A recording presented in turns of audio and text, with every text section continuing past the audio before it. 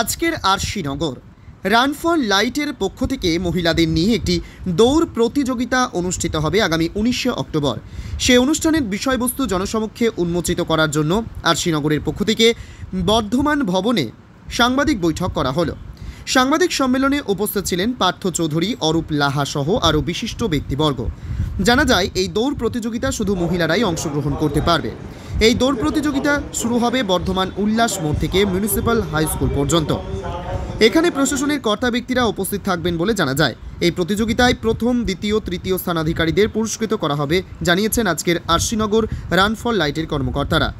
পূর্ব বর্ধমান থেকে সমীর কুমার পাত্রের report, crime press Bengal news.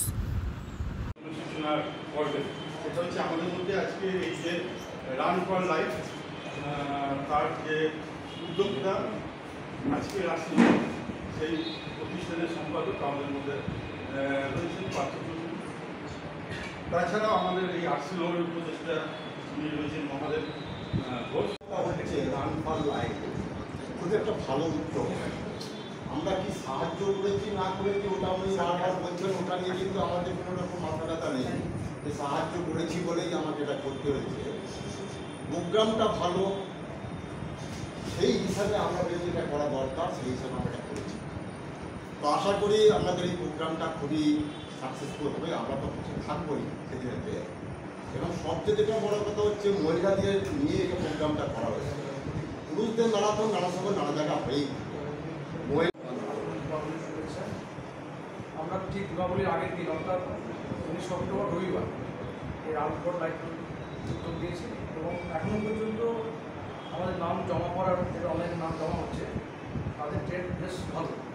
তবে লক্ষণের বিষয় হচ্ছে বর্ধমান জেলার প্রোগ্রামটা হচ্ছে বর্ধমান শহর হচ্ছে, বর্ধমান শহরের কিন্তু নাম খুব বেশি করেন, খুব কম। কিন্তু আমরা লক্ষণে দেখছি যে পিছিয়ে পড়া যে জেলা বলা হয় বাঁকুড়া বা পুরুলিয়া কিন্তু অনেকগুলো নাম করেছে। এর বাইরে মুর্শিদাবাদ, নদিয়া এবং হুগলি প্রতিদিনই আমরা যে নামটা পাচ্ছি 10 জন 20 জন করে, তাতে বাঁকুড়া জেলার নামটা এখন খুব বেশি আছে। যে সংখ্যাটা এসেছে তার সিংহভাগের বাঁকুড়া। এবং এই অপরাধা যেটা বললেন যে পিছিয়ে পড়ার বাড়ির মেয়েরা বেশি অংশ নেয়, সেটা কিন্তু আমরা এখন যে দেখতে পাচ্ছি যারা বিত্তশালী বাড়ির মেয়ে তারা কিন্তু খুব বেশি এই অনুষ্ঠানে বা আমাদের এই রান ফর লাইফ অর্থাৎ এই মিনি ম্যারাথন যে দৌড় প্রতিযোগিতা তারা তাদের নাম খুব কম। কিন্তু একদম গরিব ঘরের মেয়েরা এবং আমরা দেখেও থাকি যে সমস্ত বর্তমান শহর বা শহরতলি যারা বিভিন্ন সংবাদ মাধ্যমে প্রকাশ এসছে তারা কিন্তু একদম খুব নিডি পরিবারের মেয়েরাই এসছে। সেক্ষেত্রে বলা যেতে পারে আমাদের যে লক্ষ্যটা ছিল যে গরিব ঘরের মেয়েরা বা একদম বিভিন্ন স্তরের মেয়েরা আসবেন, সেটা অনেকটাই ক্ষেত্রে আমরা এখন পর্যন্ত উৎসব পেয়েছি। এবং আর একটু ভালো লাগছে যে আমাদের সঙ্গে যারা এসছেন আমাদেরকে এই গোটা প্রক্রিয়াটা যারা হেল্প করছেন তারাও যেটা চেয়েছিলেন যে শুধুমাত্র বড় বাড়ির মেয়েরা তো আর কেউ এই সমস্ত প্রোগ্রাম আসবে না, সেই জন্য আমাদের যে এন্ট্রি ফি সেটা আমরা কিন্তু খুব কম করেছি, মাত্র 150 টাকা। আমরা এই 150 টাকাটা যেমন নিতে বাধ্য হচ্ছে এই কারণে অনেকেই নাম লেখাবে কিন্তু দেখা যাবে যে তারা প্রোগ্রামে আসছে না, কিন্তু একটা পয়সা দেওয়া থাকলে মানে টোকেন মানি দেওয়া থাকলে তারা প্রোগ্রামে হাজির হতে একটা আগ্রহ থাকে। সেই কারণে একটা মিনিমাম টোকেন মানি 150 টাকা। এবং আমরা প্রত্যেকেই আমরা যখন এই কোর্সটা শুরু করবো আর কি রান ফর দৌড় অর্থাৎ আমাদের মিনি ম্যারাথন দৌড়টা শুরু হবে ওই উল্লাসের মোড়ে, তার আগে আমাদের যে নাম নথিভুক্ত হবে সেগুলো যাচাই করে নিয়ে যারা প্রতিযোগী তাদেরকে প্রত্যেকে আমরা একটা করে দৌড়ানোর জন্য একটা জার্সি দেওয়া হবে। এবং যেখানে প্রোগ্রাম শেষ হবে অর্থাৎ আমাদের বয়েজ স্কুলের মাঠেতে, সেখানে আমরা ছোটো অনুষ্ঠান করেছি। সেখানে আমাদের জেলা প্রশাসনে যারা শীর্ষ স্তরের আধিকারিক আছেন তারা থাকবে এবং আমাদের একটা পাত্র একটু বলবে যে পুরস্কারের মূল্যটা 20, 10 এবং 5। এর বাইরেও আমরা বাকি 7 জনকে দেবো 2000 টাকা করে, আর তারপরে আমরা 5 জনকে দেবো 1000 টাকা। আর প্রথম 25 থেকে 30 জনকে আমরা একটা মেডেল দেবো। এই হচ্ছে মোটামুটি আমাদের এই মিনি ম্যারাথনগুলোর এটা মোটামুটি আমরা সাজিয়েছি। তো আশা করছি যে সময় আছে, অর্থাৎ আমাদের লক্ষ্য কিন্তু 100 বেশি না, আমরা কিন্তু 100 প্রতিযোগীকে নিয়ে এই ম্যারাথনটা করবো। মানে 101 বা 102 দিতে পারবো না, কেন প্রথম কথাটা পরিকার বিষয় থাকে।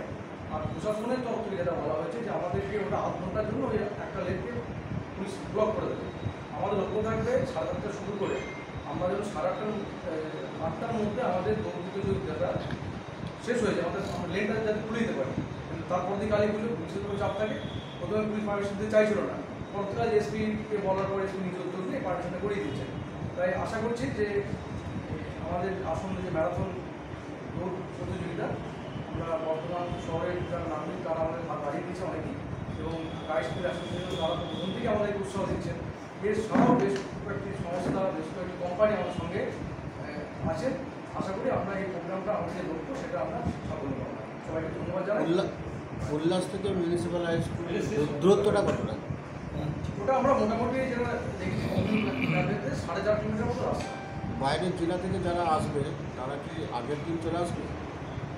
এইখানে অনেকেই প্রশ্ন করছে যে যারা প্রতিযোগী যারা নাম দেখাচ্ছে যে থাকার ব্যবস্থা আছে কিনা, কিন্তু আমরা ওই দায়িত্বটা নিয়ে নেই। কেননা ভালো কাজ করতে গিয়ে যদি বিশৃঙ্খলা করে যায়, কোনো খারাপ করে তখন কিন্তু দায়টা আমরা নিতে হবে।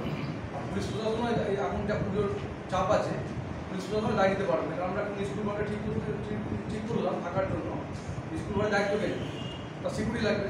পুলিশকে আমাদের সে সিকিউরিটি দিতে পারবে? এখন পুলিশ নিজেরাই এখন পুজোর মৌসুমে একের পর এক প্রোগ্রামে ব্যস্ত।